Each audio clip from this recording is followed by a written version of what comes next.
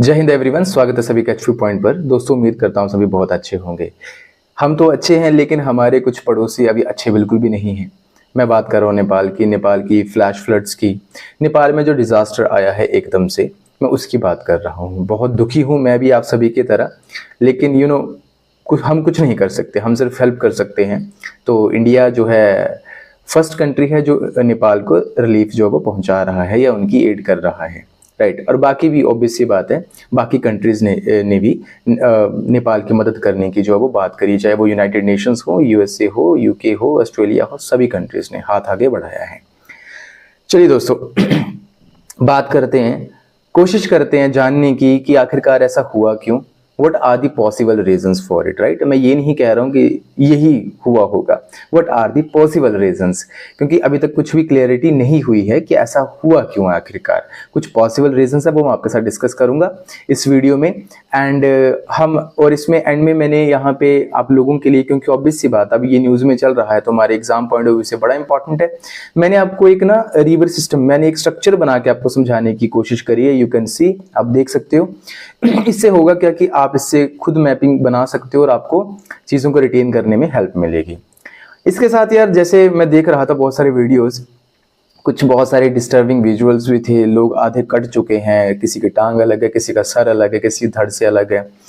But there are few people, मैं फिर से वही कहता हूँ ना कि हमारा हर बार जब भी कुछ ऐसा होता है तो इंसानियत के ऊपर भरोसा भी बनता है कि देयर आर गुड पीपल, और इंसानियत से भरोसा भी उठता है at the very same time. There are some people, मैं देख रहा था कि वो एक औरत थी, कोई बह के आई होगी, ऊपर से उसकी डेड बॉडी, उसको वहां से निकालने के बजाय कुछ लड़के थे, वो गले में उसका कुछ होगा चेन वगैरह, गोल्ड चेन वगैरह कुछ भी, वो उसको निकाल रहे थे। सो बड़ा वायरल हो रहा है। आई डोंट नो सही है नहीं है, बट अगर ऐसा सही है तो मुझे लगता है ऐसा नहीं होना चाहिए। खैर वो बातें छोड़िए, अब थोड़ा हम इमोशन में चले जाएंगे, वो हमारा काम नहीं है अभी फिलहाल।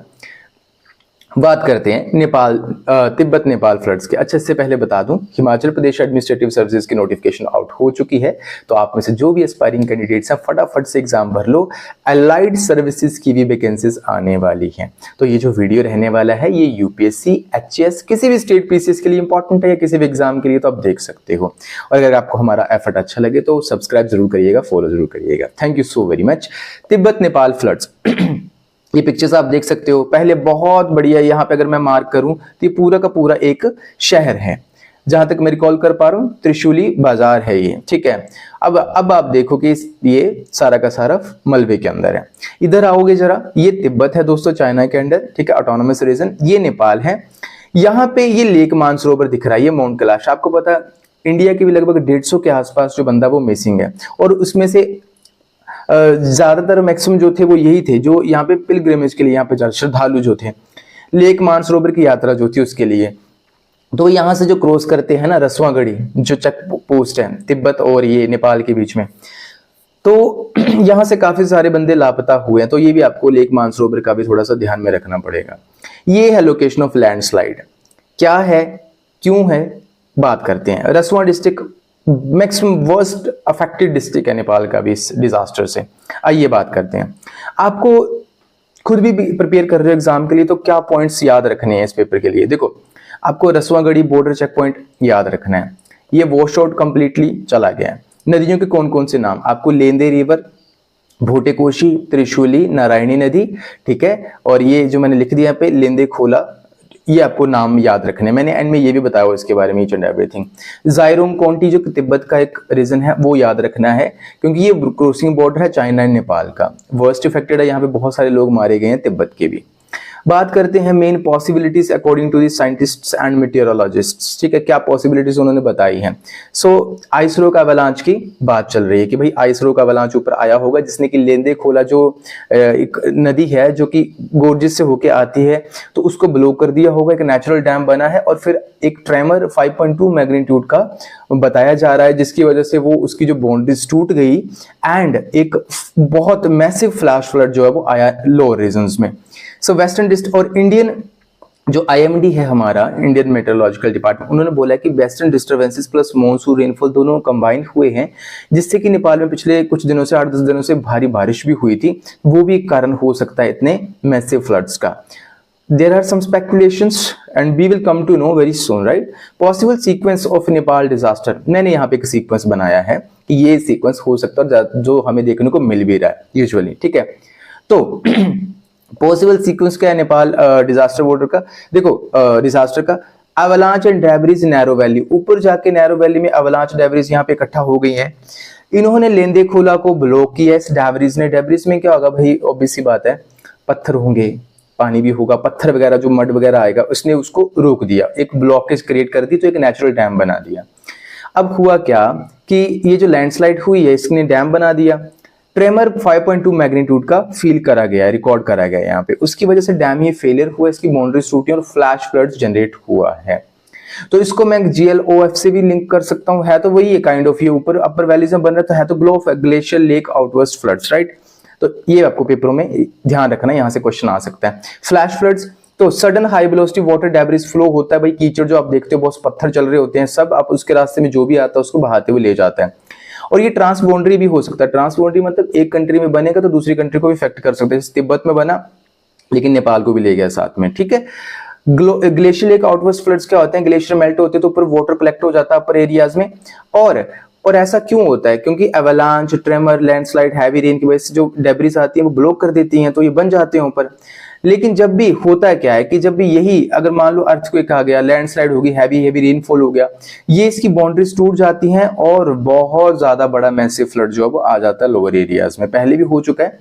तो it's a very serious threat, specially अगर मैं हिंदू कुश रीजन की बात करूँ हिमालय की, तो भाई आने वाले टाइम पे भी यहाँ पे बहुत डिजास्टर्स आ सकते हैं बड़े बड़े, कारण यहाँ पे ग्लोफ एक सीरियस थ्रेट है, क्योंकि यहाँ पे जो वार्मिंग है ये बहुत जल्दी पिघल रहा है as compare to the global average, तो ये हमें ध्यान में रखना है।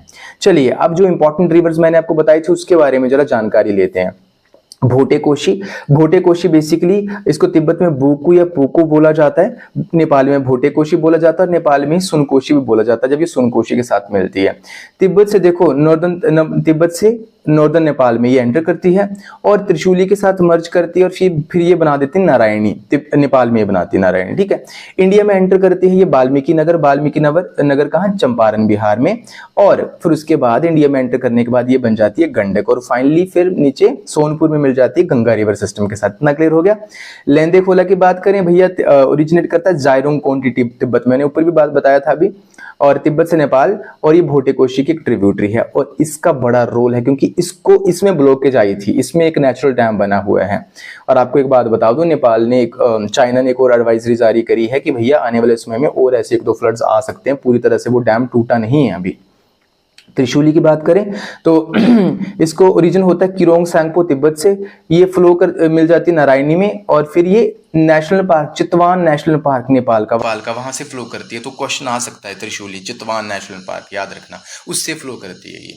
इसकी ट्रिब्यूटरीज हैं बूढ़ी गंडकी, मरस्यांगदी, सेती, काली गंडकी, और ये कन्वर्ज करके क्या बना देती हैं, नारायणी बना देती हैं देवघाट में, ठीक है, और नारायणी मिल जाती है बाद में, ये बनाती है गंडकी, ठीक है, जब ये इंडिया में एंटर करती है। सो चलिए अब बात करते हैं रिवर्स की, इनकी मैपिंग के बारे में थोड़ी सी बात कर लेते हैं, जानते हैं कि कैसा है सिस्टम इनका। तो देखो मान लो ये है पूरा का पूरा तिब्बत का एरिया आपका, एंड यहाँ से आ रही है भोटेकोशी, ये रसुआ डिस्ट्रिक्ट में, रसुआ में नेपाल में एंटर कर जाती है। इधर से आ रहा है लेंदे खोला, ठीक है, यहाँ पे माना जा रहा है कि ब्लॉकेज हुई है, ठीक है, ट्रिगरिंग पॉइंट यहाँ पे है, और ये त्रिशूली आ रही है। देखो थोड़ी बहुत मिस्टेक हो सकती है मैपिंग में बनाने में, बट आप इसको कंसिडर कर सकते हो, ठीक है। तो हुआ क्या है कि देखो यहां से आप देख सकते हो डिफरेंट प्लेसेस है, बेतरावती है, धुंचे है। धुंचे में क्या है कि त्रिशूली नदी किसके साथ मिल रही है, भोटेकोशी के साथ, फिर आगे इसका नाम बन जाता है त्रिशूली।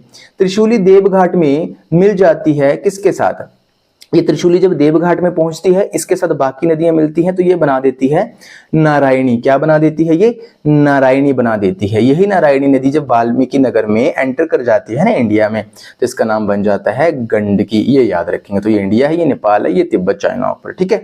तो एक सीक्वेंस इस तरीके से आप इसको बना लेना। फिर ये आगे गंडकी के नाम से चलती है इंडिया में, और फाइनली यहाँ से गंगा आ रही होती है, सोनपुर या हाजीपुर में यहाँ पे मिलती है, और फाइनली गंगा के साथ मिलकर बे ऑफ बंगाल में चली जाती है।